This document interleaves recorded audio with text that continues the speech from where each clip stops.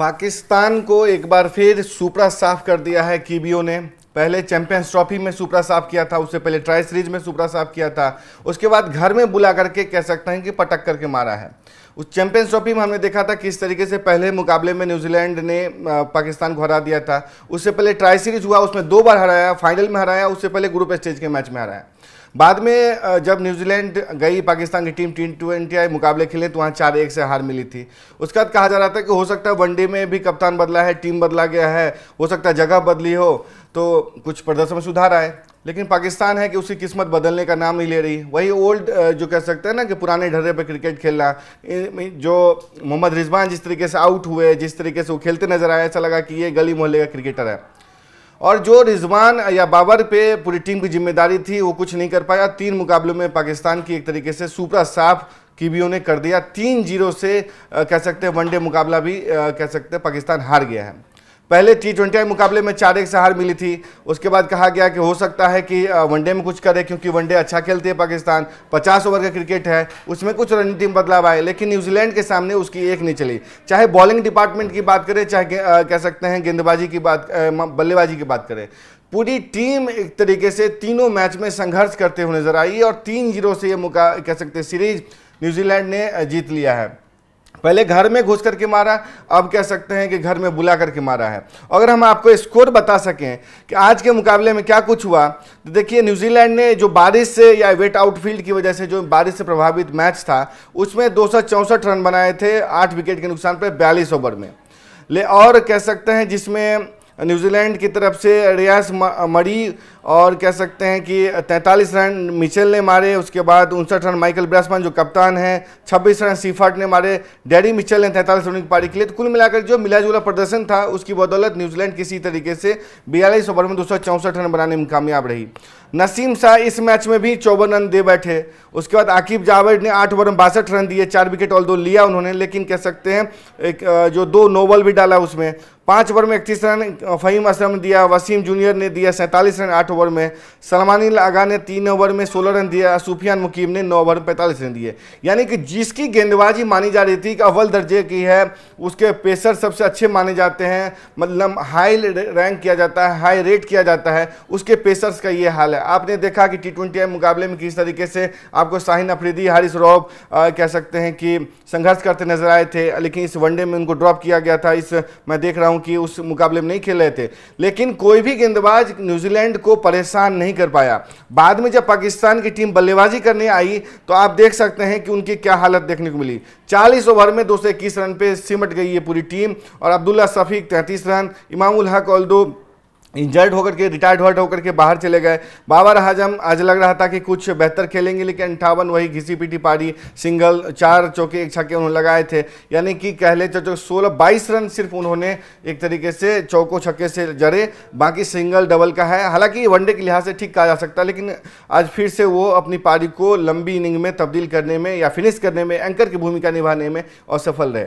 और उस्मान खान ने 12 रन बनाए, मोहम्मद रिजवान ने 37 रन बनाए, सलमानी लियागा ने 11 और तैयब ताहिर ने 33। और कुल मिलाकर के कह सकते हैं जो पूरी टीम है वो सिमट गई आपको 221 रन पे। इस तरीके से कह लें तो पाकिस्तान 43 रन से मुकाबला हार गया, 264 रन चेज नहीं कर पाया 42 ओवर में। ये बताता है कि पाकिस्तान किस लेवल का ओल्ड जो स्टाइल क्रिकेट है वो खेल रहा है।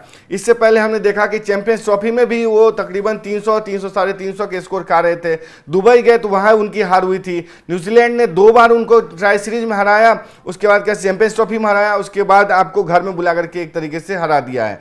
तो पाकिस्तान की जो स्टाइल है उसमें काफ़ी सवाल उठ रहे हैं। पाकिस्तान को एक तरीके से कह लें कि घर में बुला करके न्यूजीलैंड ने बता दिया कि उसकी औकात क्या। इससे पहले भी कह लें तो काफ़ी संघर्ष करती आई है पाकिस्तान की टीम, लेकिन थोड़ी सी फाइटिंग स्पीड थी।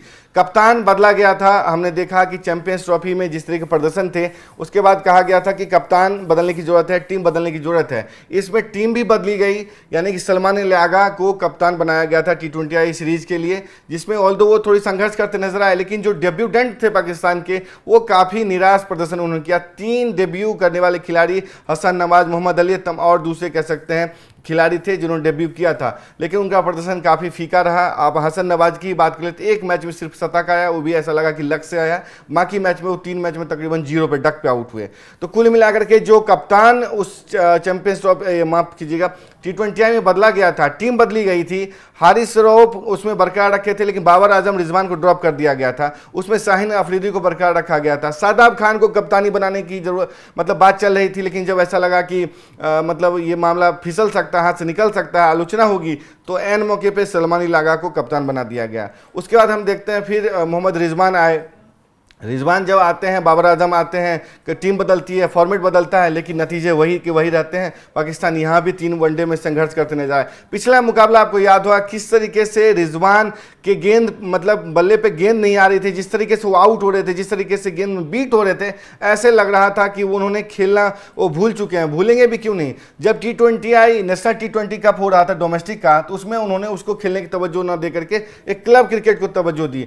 तो बताता है कि स्तर क्या है उनका। ये भी बताने के लिए काफ़ी है कि वो जो कह सकते हैं न विन किया न लर्न किया, जो रिजवान के फेमस कह सकते हैं कोट है कि जब मैच होता है या कोई टूर्नामेंट होता है तो आइदर यू विन और लर्न, लेकिन यहाँ न उन्होंने लर्न किया न विन किया। कुल मिलाकर पाकिस्तान की खस्ता हालत जारी है, 3-0 से यहाँ हार मिली है। उसके बाद कह सकते हैं कि T20I में भी कह सकते हैं कि उनकी 4-1 से हार हुई थी। अब सवाल ये उठेगा कि क्या कप्तान बदलने से किस्मत बदल सकता था पाकिस्तान का? किस्मत अगर बदलता तो T20I फॉर्मेट में उसकी जीत होती। क्या कह सकते हैं फॉर्मेट बदलने से उसकी किस्मत बदल सकती है? तो अगर किस्मत बदलती तो आप पाकिस्तान से आए जहां पे आपके गेंदबाजों को इन स्विंग आउट स्विंग या कह सकते हैं रफ्तार की मदद मिलनी चाहिए थी। वहां पे अब न्यूजीलैंड के जो यंग टीम है उसको परेशान करने में नाकाम रही आपकी गेंदबाज। नसीम शाह जैसा खिलाड़ी जो कभी ब्रिटेन का 100 लीग जो है उसका सबसे हाईएस्ट बिडर था, उसे एक तरीके से रिजेक्ट कर दिया गया जब उन्होंने रजिस्ट्रेशन कराया था, हाई बिड किया तो खुद को। तो ब्रिटिश की जो 100 लीग है या जो ड्राफ्ट है उसमें किसी भी पाकिस्तानी को लेने से इनकार कर दिया। 45 Pakistani male cricketer, 5 female cricketer, यानी कि 50 के 50 ने रजिस्टर किया था, उनमें से एक को भी पिक नहीं किया गया था। ये बताता है कि कहाँ डाउनफॉल की ओर जा रहे हैं। अब जो कह सकते हैं कि जब T20I सीरीज खत्म हुई थी तो आकिब जावेद जो कोच हैं वो कह रहे थे कि हम एशिया कप और आपको T20I वर्ल्ड कप जो है उसके लिए तैयारी कर रहे हैं। भाई जब आप कह सकते हैं चैंपियंस ट्रॉफी में उस तरीके का बुरा प्रदर्शन रहा था, क्या आप यही टीम लेकर गए थे? किस तरीके की टीम थी? और रिजवान की एक और बात बताऊं आपको, जब रिजवान पे आलोचना हुई कि उनको 6 बॉलर के साथ खेलना चाहिए था, एक स्पेशलिस्ट बॉलर के साथ खेलना चाहिए था, तो वो जो पार्ट टाइम बॉलर होता है जो आपको क्विक विकेट या ब्रेक थ्रू दिला सकता है, जब पारी संभल रही होती है, पार्टनरशिप लगती है, तो जब आपको दिला सकता है, तो उस समय वो जो पार्ट टाइम बॉलर की तरफ देखते तक नहीं है। यानी कप्तानी के लैप्सेस आप ये समझिए कि जब आपको मतलब फुल टाइम बॉलर नहीं है तो आप पार्ट टाइम देखते हो, जब पार्ट टाइम मतलब फुल टाइम बॉलर आ जाता है तो पार्ट टाइम की तरफ देखते तक नहीं हुए। ये बताता है कि उनमें जो कैप्टेंसी की जो सेंस है वो खो चुके हैं। क्योंकि अगर आपको फुल टाइम बॉलर परफॉर्म नहीं कर रहा है तो आप ये समझ लो कि आपको पार्ट टाइम को बीच में लाना है, जैसा धोनी किया करते थे, जैसा विराट कोहली किया करते थे, या अन्य कप्तान इंजमामुल हक किया करते थे। वो जो पार्ट टाइम बॉलर्स हैं वो होता है ऐसा ब्रेक थ्रू आपको दिलाते हैं, लेकिन रिजवान ऐसा करने में नाकाम रही। इस तीनों मैच में एक ही ढर्रे पे कैप्टेंसी हुई, वो खुद नाकाम रहे, पूरी टीम फेल रही। एक मैच में आप कह लें कि सिर्फ बाबर आजम की 50 आई है। अगर पिछले मुकाबले की बात करें तो पाकिस्तान की हालत बिल्कुल ख़राब थी। अगर नसीम शाह ने कह लें कि जो फ़हीम अशरफ हैं, अगर उन्होंने अर्धशतकीय पारी नहीं खेली होती तो पाकिस्तान पिछले मुकाबले में तकरीबन 150 रनों से हारता। क्योंकि जिस न्यूजीलैंड की गेंद बल्लेबाजी संघर्ष कर रही थी उसके बीच के ओवर में समझ लीजिए कि ऐसी पारी मार्क जैपमैन ने खेली, वो पारी आपको हमने देखा कि किस तरीके से वो लास्ट तक गई। 300 रन 290 के आसपास स्कोर बने। इस मैच में भी 264 रन बनवा दिए, वो बारिश से प्रभावित मैच में। तो ये बताता है पाकिस्तान का ढर्रा क्या। अब सवाल ये उठता है कि क्या आकिब जावेद चैंपियंस ट्रॉफी में डेबेकल, न्यूजीलैंड में डेबेकल के बाद इस्तीफा देंगे या नहीं? हालांकि इसके खिलाफ माने जाते हैं आपको आकिब जावेद। आपको पता होगा कि जब उन्होंने उनसे पूछा गया कि पाकिस्तान चैंपियंस ट्रॉफी में हार के बाद पूछा गया कि क्या आपको लगता है कि हार हुई है नहीं हुई है, तो उन्होंने बहाना बनाया कि दुबई वाली कंडीशन के कारण भारत को जीत मिली है, दूसरी टीम को मिली है।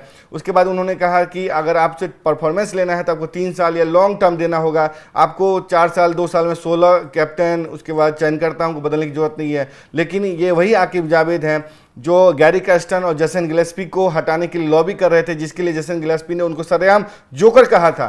तो ये तो हाल है। अब मोहसिन नकवी को बना दिया गया है एसीसी का चेयरमैन। अब देखने की बात है कि पीसीबी पे कितना ध्यान देते हैं, क्या कुछ करते हैं, हमारी नजर बनी रहेगी। पाकिस्तान की ऑल दो कह सकते एक और बुरी हार, एक और श्रृंखला में कह सकते हैं सुपरा साफ क्लीन स्वीप कर दिया है न्यूजीलैंड ने।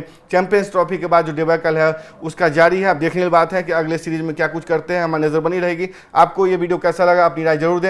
तब तक के लिए देखते रहे स्पोर्ट्स आर। नमस्कार।